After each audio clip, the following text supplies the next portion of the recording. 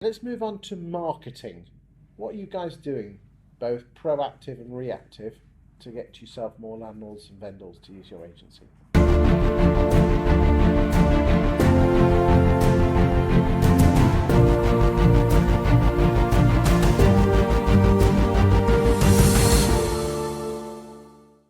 Simon.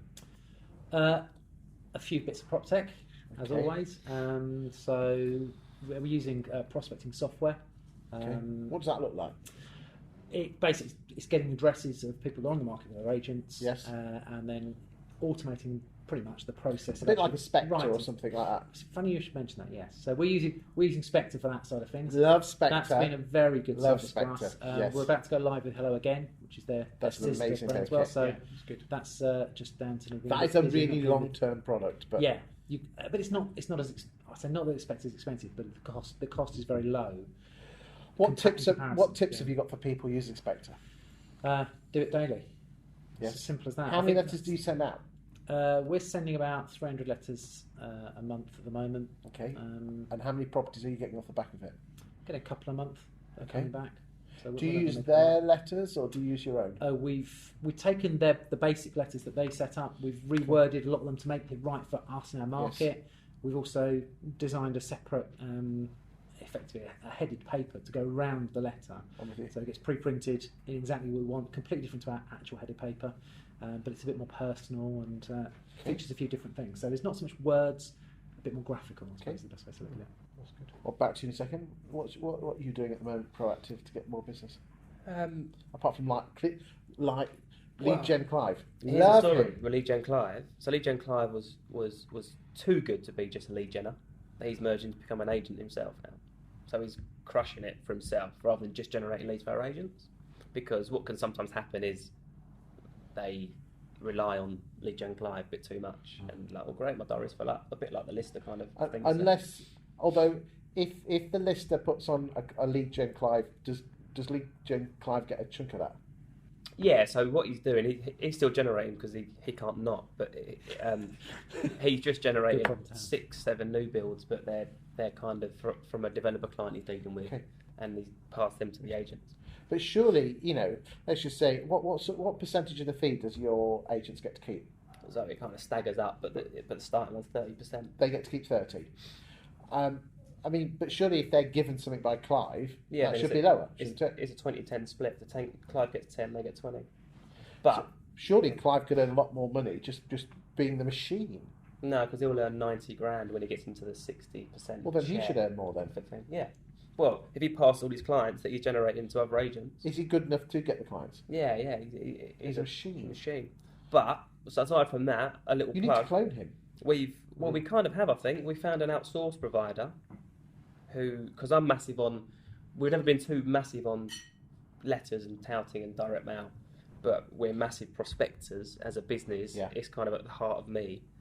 But to scale that, it's very hard to find the right people. So we had Clive, amazing, prototyped it, was getting loads of appraisals for the agents, and now he's moved to an agent himself. We're using the company called Prospect Engine. You heard them? He's coming to see me on Monday. Ishmael, for a on the sofa chat. Watkin versus ridiculous. Like I'm talking, they pay on success you pay them on success as opposed to like massive monthly retainer. We booked 6 or 7 appraisals already. 2 of them come on the market already. That is really good. His team are good. He's really bespoke. Wants to understand your company's terminology. They want to be an extended. We've called them our new client team, because our prospecting team doesn't really sound too well from a client point of view. We're here to prospect you, but they're so good. They really are. Well, that's one thing we've been doing. Son? I met Ishmael at I think the RAN conference. Mm. No, was I can't remember, one of the conferences last year. Negotiator. No, negotiate. Oh, So many conferences. there's so many conferences at the end of last year, and it was one that stood out. Spend loads of money at those conferences. We could spend a ridiculous amount of money. Yes. And he's one that I went, I've got to do that. I haven't done it yet, so that's something I'll do on the train back. I'll perhaps give him a call And I've just joined the guild, and so I'll be doing they've got like I can't join. They've got like a letter system, a prospecting system. One so per town, isn't it? Check out Between Graham Locke. I have. Yes, yeah. very, very impressed. I interviewed him 2 weeks ago, and the videos will be out by the time this comes I've out. pre-registered. Yeah. So, Yeah. Well done. Yeah. Very, very, very interesting. Seems a good thing. Yeah. Yeah, it's It's definitely good worth card, looking yeah. into. Yeah, Federation of Independent Agents. Yeah, definitely. I've seen a bit of that. Yeah, and so the other thing to share with them is we're seriously data driven now. Like, I know people talk about data, but we've taken it with my coach to a whole other level. And what's really Who's interesting, your coach? Royston Guest. Oh, I love him. I knew the answer to that. I tell you what, he's amazing. But we've kind of rewritten the KPIs or the dashboard or the measures that matter, we call them, for an estate agency. Like market share has never been one of them, as an example. But when you look at where our appraisals are coming from and the correlation between the appraisal and instruction and the fee associated to it, Yes. like it's all very well banging the pro vals in the online val tool, but the client retention, the average fee, the conversion rate is terrible versus it sounds crazy, but your personal network. Yeah. So a big part of what I do with our agents and with the Power Agent course, that wasn't a plug, just mentioning it, is that how to leverage your own personal network properly, as opposed to just saying, yeah, because "Can I sell your house?" we're very good at looking at stats individually, aren't we? Free vals to listings or listings to sales. We don't actually say, well, where exactly did that our cream come from? It's the 80-20 rule, isn't it? Yeah. 80% of your work comes from 20% of your fees. So why not focus? So I see a on lot your of work, people sorry. talking. They've got loads of appraisals from pro vals, which is awesome because you want to get in living rooms. Yeah. But when you dissect that to kind of your retention rate for that source of client is going to be less than any other because they're not coming to you because they know of you. Or a big part of our instructions now are agent referral. So agents in the business saying, "Look, it's a bit too far out of my patch, but Clive is great," and because that's recommendation, but internally the business is recommending another agent to act for that person. Personal network is huge. Warm appies. So we all a bit outspoken about the portal cost and everyone bitching about the cost of it. I think it's still good value because we know we're converting 4 in 10 people with houses to sell into an appraisal, and then we're converting 50% of those into instructions. But it's following the systems, isn't it? Which most agents are rubbish at. Yeah. It's interesting because there's a lot of people out there using Facebook at the moment, Facebook advertising, and they say, I've got X number of leads. How good are the quality of those leads? Well, I think the definition. And what do you call a lead? Someone just saying... The definition has to be defined, I think, because a lead is name and number. You've got a lead, a prospect, so an appraisal. Like, I've got 7,000 leads in my database from people we've registered over the last 20 years. I've been in business 20 years. Over the last Hope 5, you're all 6 GDPR 6 compliant years. in there, young Of man. course. I'm locked in. But probably only a small portion of those are prospects, and only a small portion of those will become an appraisal. Do you use any Facebook advertising? Yeah, we do. We do. Again, driving them to the online valuation tool is one aspect. Again, Which model do you use? we have used Valpal in the past. Yes. We're now using MyVal.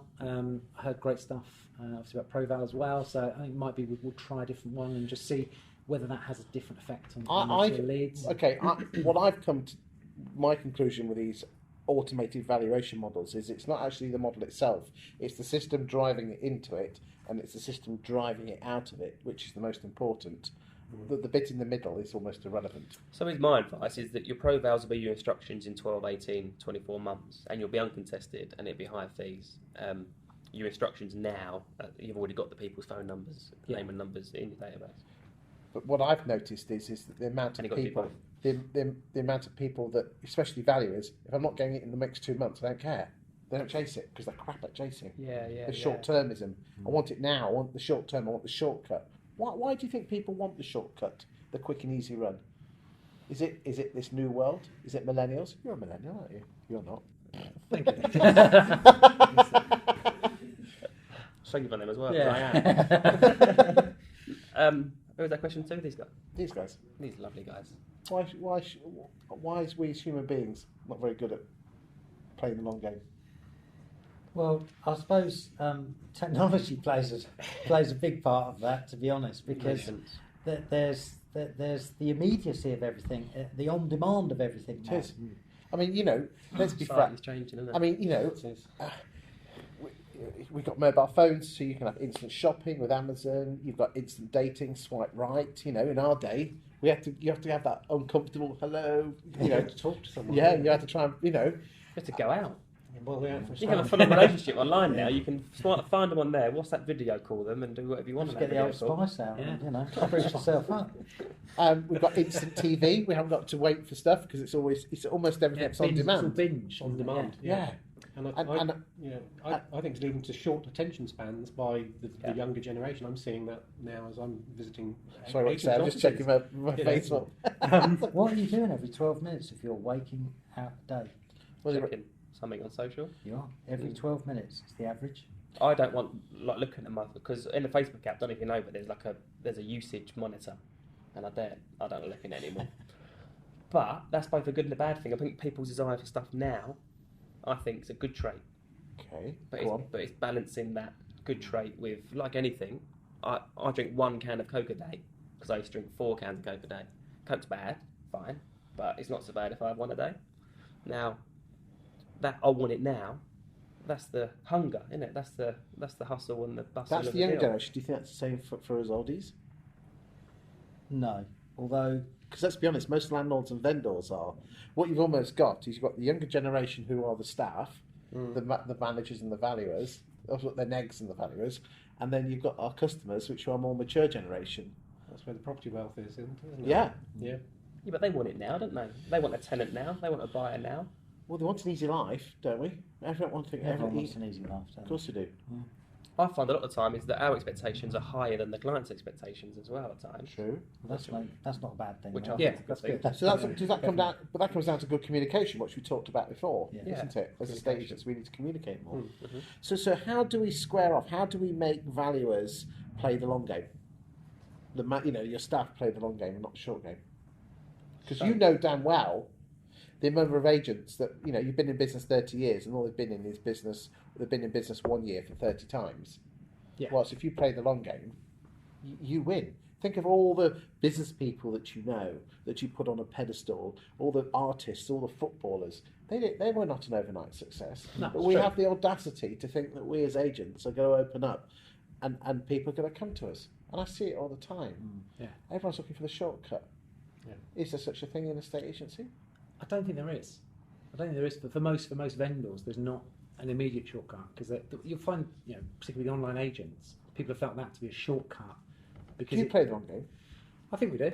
Yeah, I think we do. We did keep in contact with a lot of people. We network strongly, so sometimes we talk to people 2 years ahead of when they're out there. And people are talking to people about us. But if you don't mind me saying, your marketing's very short term because you're going after, the profile or whatever, saying now. It's short term if it turns into business now. If it doesn't turn into business now and we continue to nurture that business, it's long term. So it's, if you go in with the expectation you're suddenly going to turn it on, you're going to get 10 leads, 5 are going to be appraisals, 3 are on the market, 2 are sold by the end of the month. It's not going to happen. You might have a purple patch where you might get a couple of results like that.